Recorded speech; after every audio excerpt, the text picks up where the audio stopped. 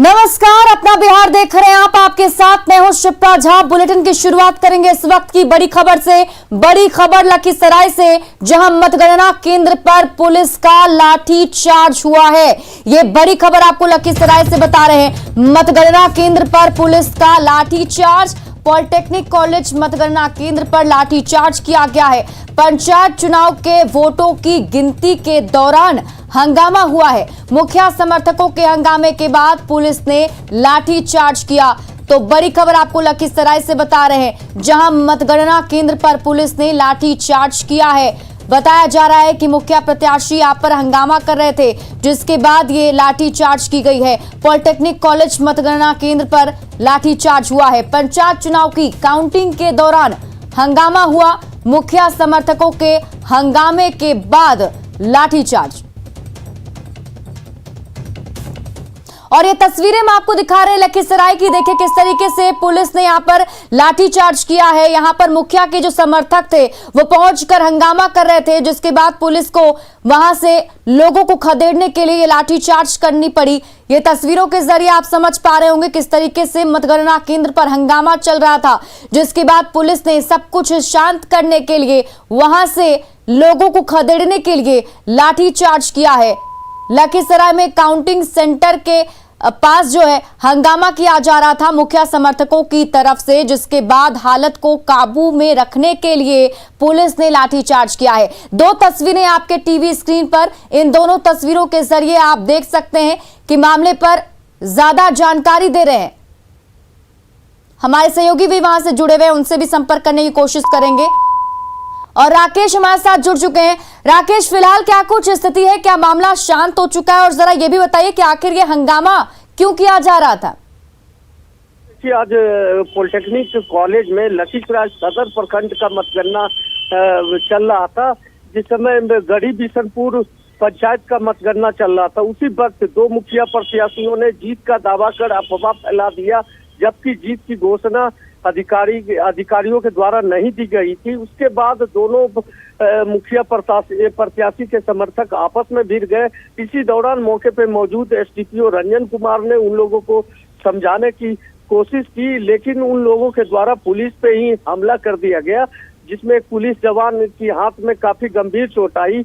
हालांकि देखिए एसडीपीओ काफी नियंत्रण करने की कोशिश की है, लेकिन मुखिया समर्थक जो है वो लगातार पुलिस की ओर बढ़ रहे थे, हंगामा कर रहे थे। अंततः लखीसराय एसडीपीओ वहां पे काफी संख्या में पुलिस बल मौजूद थी और समर्थकों पे लाठीचार्ज करना पड़ा, तब जाके मामला शांत किया गया। हालांकि देखिए अब भी जो है यहाँ पे स्थिति काफी तनावपूर्ण है। काफी संख्या में और पुलिस बल को बुलाया गया है। हालांकि एसडीपीओ से हमारी बात हुई, उन्होंने कहा कि पूरे घटनाक्रम का वीडियो फुटेज लिया गया है और जो भी समर्थक जो भी वीडियो फुटेज में आएंगे उन पे कार्रवाई की जाएगी। बिल्कुल राकेश, जो काउंटिंग चल रही थी काउंटिंग सेंटर पर, वो अब फिलहाल जारी की गई, वापस से शुरू हो पाया है काउंटिंग? जी बिल्कुल, देखिए यह पूरा घटनाक्रम मतगणना केंद्र के बाहर का है। अंदर मतगणना की प्रक्रिया लगातार जारी है। हालांकि बाहर इस तरह के घटना के बाद प्रशासन काफी एक्टिव दिख रहा है और काफी संख्या में यहाँ पे पुलिस बल को बुलाया गया है। हालांकि देखिए अब भी स्थिति काफी तनावपूर्ण देखी जा रही है। चलिए, बहुत बहुत शुक्रिया तमाम जानकारी के लिए राकेश। तो लखीसराय से खबर आपको बता रहे थे। देखिए लखीसराय में मतगणना केंद्र पर मुखिया के समर्थक पहुंचकर हंगामा कर रहे थे। जो बताया जा रहा है उसके मुताबिक अफवाह फैलाई जा रही थी कि जीत जो है वो हो चुकी है, जिसके बाद से हंगामा हुआ। और फिलहाल हालांकि स्थिति जो है वो तनावपूर्ण जरूर है, लेकिन नियंत्रण में है। पुलिस ने सब कुछ कंट्रोल कर लिया है और काउंटिंग जो है वो भी जारी है।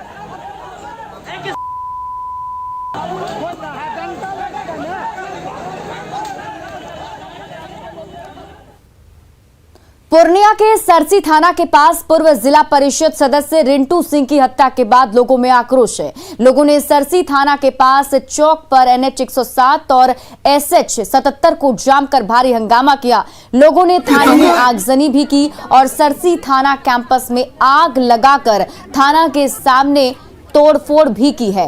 स्थिति को संभालने के लिए बड़ी संख्या में पुलिस बल को तैनात किया गया है। लोग रिंटू सिंह की हत्या के पीछे मंत्री लेसी सिंह की संलिप्तता की बात कह रहे हैं। इस मामले में पुलिस के हाथ एक सीसीटीवी फुटेज भी लगा है। मृतक रिंटू सिंह की पत्नी अनुलिका सिंह ने कहा कि राजनीतिक साजिश के तहत उनके पति की हत्या करवाई गई है। 3 नवंबर को भी उनके पति पर फायरिंग कर जानलेवा हमला किया गया था, लेकिन लिखित सूचना के बाद भी पुलिस ने कोई कार्रवाई नहीं की।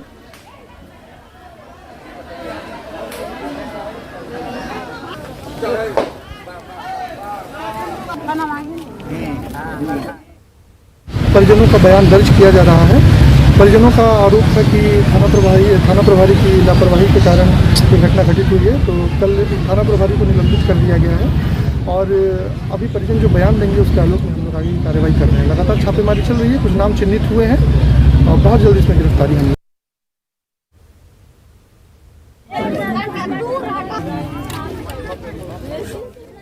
उधर घटना की सूचना मिलते ही एसपी दयाशंकर सरसी पहुंचे और उन्होंने परिजनों से मुलाकात कर 48 घंटे के अंदर अपराधियों की गिरफ्तारी का आश्वासन दिया। एसपी ने कहा कि परिजनों ने थाना प्रभारी की लापरवाही बताया है। एसडीपीओ के जांच रिपोर्ट के बाद सरसी थाना प्रभारी नरेश कुमार को निलंबित कर दिया गया है। वहीं प्रशिक्षु डीएसपी आनंद मोहन गुप्ता के नेतृत्व में एसआईटी टीम गठित की गई है और जल्द ही आरोपी को गिरफ्तार कर लिया जाएगा। लखीसराय में जमीन विवाद में मारपीट और गोलीबारी हुई, जिसमें एक व्यक्ति घायल हो गया है। बताया जा रहा है कि दियारा में जमीन को लेकर कन्हैया सिंह और रामनंदन सिंह के बीच लंबे समय से विवाद चल रहा था। इसी को लेकर 2 गुटों में मारपीट हुई है।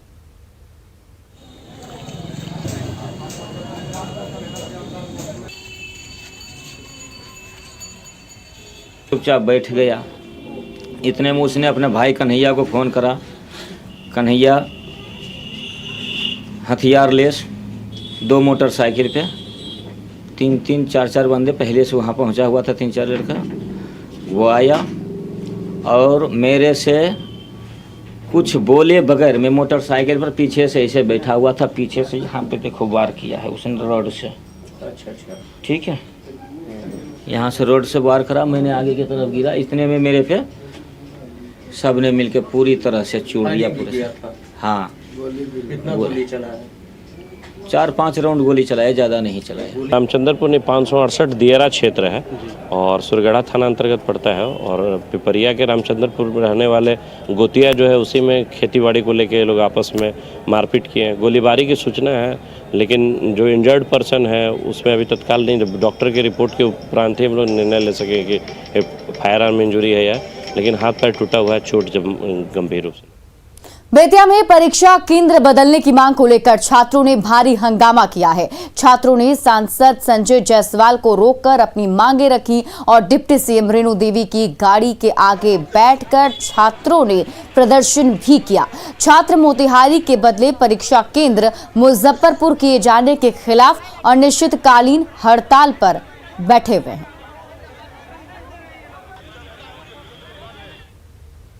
हम लोगों ने 2 तारीख को यहाँ पे प्रदर्शन करने का काम किया, परीक्षा नियंत्रक से हमने बात करने का काम किया। जब कोई नहीं सुना तो छठ के बाद हम लोगों ने कल भी यहाँ कल हम लोग भूख हड़ताल शुरू की और अभी 24 घंटा से अधिक हो गया है। हम और हमारे साथी भूख हड़ताल पे हैं। हम लोगों ने पानी का एक बूंद तक नहीं पिया है। पटना में एटीएम अपराधियों के निशाने पर है। कल देर रात अपराधियों ने एटीएम तोड़कर रुपए निकालने की कोशिश भी की। हालांकि पुलिस को इसकी खबर मिल गई और 3 लोगों को गिरफ्तार किया गया, जिनसे फिलहाल पुलिस पूछताछ कर रही है। पटना के एटीएम अपराधियों के लगातार निशाने पर हैं। अपराधियों ने एक साथ 2 एटीएम पर धावा बोला है। पत्रकार नगर थाना क्षेत्र के 90 फीट इलाके में ये दोनों एटीएम है और ठीक हमारे सामने ये दोनों एटीएम है जिन्हें फिलहाल बंद किया गया है। लेकिन एटीएम के अंदर की तस्वीर काफी चौंकाती है। यानी अपराधी पहुंचते हैं और एटीएम को नुकसान पहुंचाते हैं इस मकसद से कि एटीएम में जो रखे हुए पैसे हैं वो निकाल सकें। हालांकि इसी दौरान पुलिस को सूचना मिल जाती है और पुलिस मौके पर पहुंचकर 3 अपराधियों को रंगे हाथ गिरफ्तार करती है। लेकिन जिस तरीके से एटीएम को नुकसान पहुंचाया गया है उससे कई सवाल खड़े होते हैं। सवाल इसलिए खड़े होते हैं क्योंकि एटीएम की सुरक्षा जो है वो एक बड़ा सवाल खड़ा हो गया पटना पुलिस के लिए कि पटना पुलिस आखिरकार इन एटीएम की सुरक्षा कैसे करे। बहरहाल इन ये जो 3 अपराधी पकड़े गए हैं, पुलिस इनसे पूछताछ कर रही है। इनके पास से एटीएम को जो नुकसान पहुंचाया गया, जो तोड़ा गया है, उसके सामान मिले हैं और कई प्रीवियस रिकॉर्ड भी इनका रहा है। पुलिस ने जो प्राइमा फेसी फाइंडिंग्स पाई है उसके आधार पर यह जानकारी मिली है कि इसके पहले भी ये एटीएम को तोड़ चुके हैं। बहरहाल सिटी एसपी के नेतृत्व में पुलिस टीम इन एटीएम अपराधियों से पूछताछ करने में लगी है और देखना होगा कि पटना पुलिस इन अपराधियों से पूछताछ के बाद आखिरकार क्या कुछ हासिल कर पाती है। कैमरा पर्सन सुबोध के साथ संजय कुमार, न्यूज़ 18 पटना। मुजफ्फरपुर में डांस कार्यक्रम में बवाल हो गया। लोगों ने शराब के नशे में मारपीट की। इस दौरान जमकर डंडे भी चले, जिसका वीडियो अब सोशल मीडिया पर वायरल हो रहा है। तस्वीरें भी आपके टीवी स्क्रीन पर है। देखिए, शराब के नशे में लोग यहां पर मारपीट करते हुए नजर आए। डांस पार्टी में जमकर लाठी डंडे चले हैं। डांस और मारपीट का वीडियो सोशल मीडिया पर वायरल हो रहा है।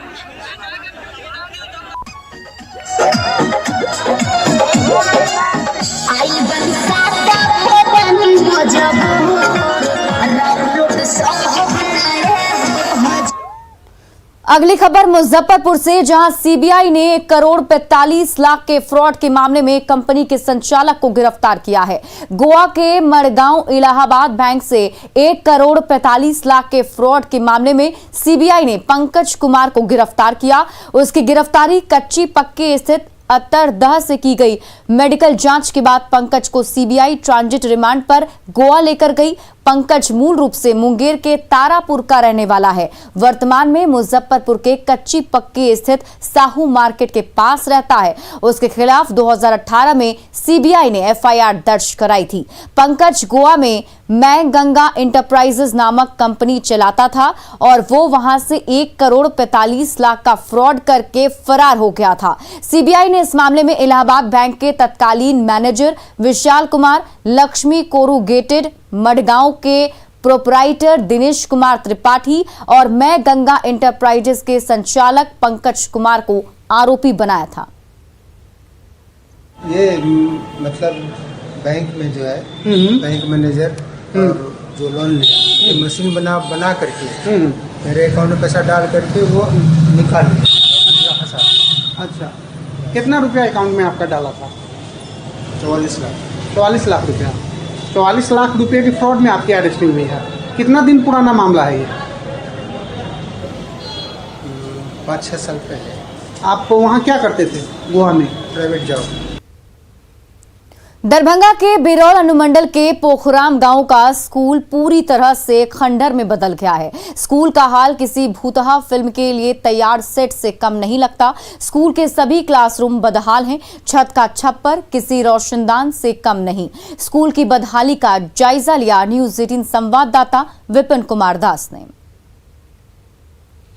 संसाधन देने में कमी नहीं है, लेकिन बिचला जो कहाँ कोई सीमा है या नहीं है, हम लोग तो गांव घर के रहने वाले हैं, कोई पता नहीं है। जमीनी स्तर पे आपको दिख रहा है कि ऐसे हालात में बच्चे पढ़ सकते हैं? नहीं पढ़ते हैं। मास्टर साहब लोग भी कहते हैं मत आओ। मास्टर की कमी नहीं है, मतलब जितना बच्चा पढ़ेगा, मास्टर शिक्षित मास्टर हैं, बैठे रहते हैं। बिल्कुल नहीं बदली है, वो तो आपको सामने दिख रहा है ना। जर्जर पिछले 10 वर्षों सब पिछले विगत 7 या 10 वर्षों से हम लोग को जब से मालूम है, हम लोग पढ़े हुए थे। बारिश हो रहा था तब भी पढ़ाई हो रहा था, ऐसा नहीं था नहीं पढ़ाई हो रहा था, लेकिन बारिश में भी पढ़ रहे थे। लेकिन अब इतना जर्जर हो गया जो पढ़ने के लायक भी नहीं रहा। आप देख रहे पानी। +2 कमला उच्च विद्यालय पोखराम है और हालत तो बदतर है ही, चूँकि यहाँ पर में भवन की घोर कमी है, मकान की कमी है। बच्चे नामांकित 1000 हैं। 9वीं से लेकर के 12वीं तक यहाँ पढ़ाई होती है। बहुत समस्या होता है, बहुत कठिनाई होता है हम लोगों को क्लास अरेंज करने में, मैनेज करने में, चलाने में। यदि सभी बच्चे आ जाएंगे विद्यालय, 100% उपस्थिति हो जाएगी, तो बैठने के लिए जगह नहीं मिलेगा। बिहार सरकार ने स्कूली बच्चों के लिए पटना बाल फिल्म महोत्सव का आयोजन किया, जिसमें सरकारी स्कूलों के बच्चों को आई एम कलाम और हामिद जैसी फिल्में दिखाई गईं। इन फिल्मों को देखकर बच्चे काफी उत्साहित नजर आए।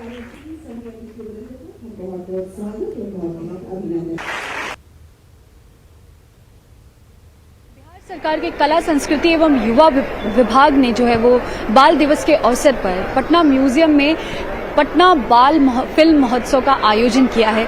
ऐसे में हमारे साथ कुछ बच्चियां हैं, हम उनसे बात करते हैं और जानते हैं उन्होंने कौन सी फिल्में देखी और कैसा महसूस कर रही हैं। कौन कौन सी फिल्म देखी है और कौन सी देखने वाली हो? सिर्फ एक ही फिल्म देखी हमने, वो कलाम। हाँ, आई एम कलाम। वो मुझे बहुत कलाम कौन थे? APJ अब्दुल कलाम तो प्रेसिडेंट थे। अभी कौन सी मूवी देखने जा रही हो तुम? अभी तो हामिद देखने जा रही हूँ मैं। हामिद के निर्देशक कौन है? हामिद के निर्देशक एजाज खान है। क्या उनसे तुम्हारी कोई बात हुई? उनकी बात सुनी तुमने? कैसा लगा देखकर? बहुत अच्छा लगा, बहुत अच्छा लगा हमें सुन के उनकी बात। तो आपने देखा किस तरीके से जो यहाँ बच्चियां हैं वो काफी उत्साहित हैं और काफी खुश नजर आ रही हैं। कैमरामैन अजय दुबे के साथ ऋतु रोहिणी की रिपोर्ट, पटना। मुंगेर में भक्ति जागरण के मंच पर भजन कीर्तन की बजाय नचनिया का नाच हुआ तो डांसर को देखकर मंचले बेकाबू हो गए कि उन्हें संभालना मुश्किल हो गया।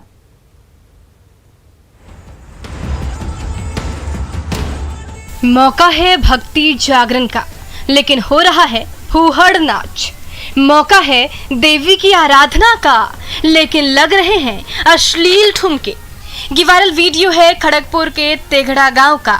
गणमान्य ग्रामीण जैसे ही फीता काटकर धार्मिक जागरण के स्टेज से हटे, वैसे ही एक के बाद एक 5-5 नचनियां उसी मंच पर ठुमके लगाने लगी। दिल फरेब अदाओं की बिजली गिराने लगी। फिर तो देवी जागरण में शामिल होने के लिए जुटी भीड़ नर्तकियों के करीब जाने की होड़ में बेकाबू होने लगी।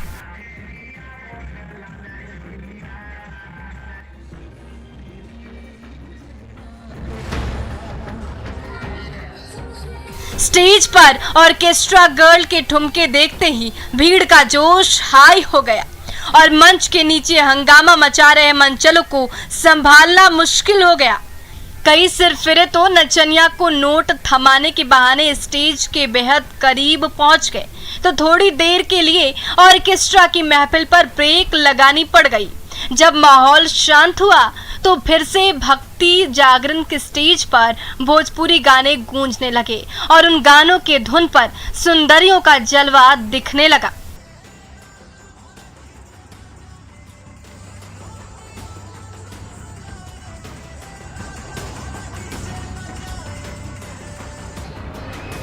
देवी जागरण के नाम पर डांसर के भौंडे डांस का वीडियो सोशल मीडिया में तेजी से वायरल हो रहा है, जिसमें नर्तकियों के साथ साथ नव निर्वाचित पंचायत समिति के सदस्य भी थिरकते नजर आ रहे हैं। ऐसे में भक्ति जागरण के आयोजकों की मंशा पर भी सवाल उठने लगे हैं। अरुण शर्मा, न्यूज़ 18 मुंगेर। कटिहार में हसनगंज का इलाका कभी सब्जी की खेती के लिए विशेष पहचान रखता था और अब नए दौर के युवा किसान सब्जी की खेती के साथ साथ गेंदा फूल की खेती में हाथ आजमा रहे हैं। देखिए संवाददाता सुब्रत की रिपोर्ट। कटिहार हसनगंज का इलाका कभी सब्जी के लिए संभ्रांत रहा है, लेकिन अब उसके साथ एक नया अध्याय जुड़ रहा है। ये फूल की खेती हो रहा है। युवा किसान नए प्रयोग कर रहे हैं। फिलहाल 10 से 20 कट्ठा में इस तरह का प्रयोग किया जा रहा है और इस खेती में क्या भविष्य है और इसे लेकर खासकर युवा किसान कितना उत्साहित है, आइए बात करते हैं। कितना उत्साहित है ये जो गेंदा फूल की खेती, कितना फायदेमंद है? बहुत ही ज़्यादा उत्साहित है और ये अभी लगभग 10 से 12 कट्ठों में है और ये आगे जाके बहुत अच्छा यानी कि एकड़ों के हिसाब से लगेगी इसमें और अच्छा खासा बेनिफिट है इसमें। तो ये 12 महीना ये खेती का बाजार रहता है? गेंदा फूल खासकर 12 महीना होता है यहाँ? हाँ, 12 महीना होता है और मार्केट भी अच्छा खासा है। भी हमारे लोकल कटिहार हो, हसनगंज हो, ये पूर्णिया हो, इस समय अच्छा खासा मार्केट मांग है भी है अच्छा खासा। तो रेट भी ठीक ठाक मिल जाता है? हाँ, रेट भी ठीक ठाक ही है। आगे क्या सोचे हैं? आगे इसी प्लांट को बढ़ाया जाए और दूसरा भी फूल गेंदा अभी वर्तमान में, आगे चल के रजनीगंधा हो, गुलाब हो, बढ़ते चला जाएगा। क्या नाम? नवीन कुमार। तो निश्चित तौर पर ये एक सुखद एहसास है, एक सुखद संकेत है। कुछ और किसान हैं हमारे साथ, बात करते हैं। जो ये जो खेती है, जो हसनगंज का ये इलाका था पारंपरिक सब्जी के लिए, अब फूल की खेती हो रहा है। फूल की खेती हो रहा है पूरा हसनगंज में। जी जी जी, फायदामंद है आप लोग? बहुत फायदामंद है सर, सब्जी से अच्छा फायदामंद है और हम कोशिश करते हैं कि जितना लग जाए और सभी फूल का बिजनेस करना चाहते हैं कि इसलिए कि सब्जी में अब रहने गया कुछ, इससे हमको बेनिफिट अधिक मिल रहा है। 12 महीना? जी, 12 महीना खेती है इसका। क्या नाम आपका? मनोज कुमार सिंह, हसनगंज। तो निश्चित तौर पर ये एक विकल्प है और इस विकल्प में यहाँ के युवा किसानों को भविष्य दिख रहा है। निश्चित तौर पर सब्जी के खेती के साथ अब हसनगंज में फूल के खेती के मामले में ये इलाका आत्मनिर्भर हो रहा है और ये एक सुखद संकेत है। सुब्रत, न्यूज़ 18 कटिहार। कामयाबी की कोई भी कहानी एक दिन में मुकम्मल नहीं होती, लेकिन ईमानदारी, लगन और सच्चा संघर्ष हो तो सफलता की कहानी एक दिन पूरी जरूर होती है। देश में श्वेत क्रांति यानी दूध क्रांति लाने वाले अमूल का सफर गुजरात के सिर्फ 2 गांव से शुरू हुआ था। 75 साल का हो चुका अमूल भी पूरे देश के साथ आजादी की अमृत महोत्सव की खुशियां मना रहा है। आइए आपको रूबरू कराते हैं अमूल की सफलता के सुनहरे इतिहास से।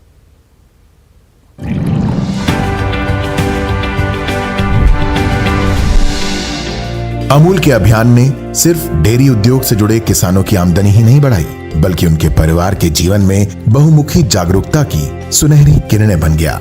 अमूल आंदोलन ने महिला सशक्तिकरण की मुहिम को भी आगे बढ़ाया। अमूल ने किसानों को इतना आत्मनिर्भर बना दिया कि वो अपने हितों से जुड़े फैसले खुद ले सकें। इस तरह अमूल न केवल आर्थिक तरक्की का आंदोलन बना, बल्कि देश के नागरिकों को सक्षम बनाने वाला आंदोलन भी बना। अमूल की कामयाबी का ये सफर लगातार जारी है।